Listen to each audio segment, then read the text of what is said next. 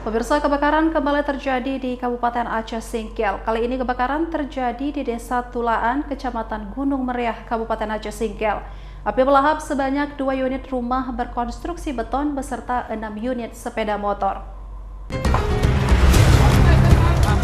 Beginilah kondisi kebakaran yang menghanguskan 2 rumah warga di Desa Tulaan, Kecamatan Gunung Meriah, Kabupaten Aceh Singkil pada Minggu dini hari. Selain menghanguskan 2 unit rumah warga berkonstruksi beton itu, api juga melahap sebanyak 6 unit sepeda motor yang berada di rumah tersebut.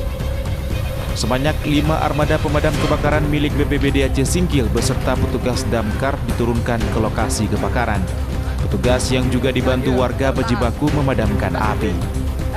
Akibat peristiwa ini sebanyak 16 jiwa dari 3 kepala keluarga harus kehilangan tempat tinggal dan mengungsi ke rumah saudara terdekat. Belum diketahui pasti penyebab dan total kerugian akibat kebakaran ini, namun diperkirakan kerugian mencapai ratusan juta rupiah. Dari Kabupaten Aceh Singkil, Suparman Munte, iNews melaporkan.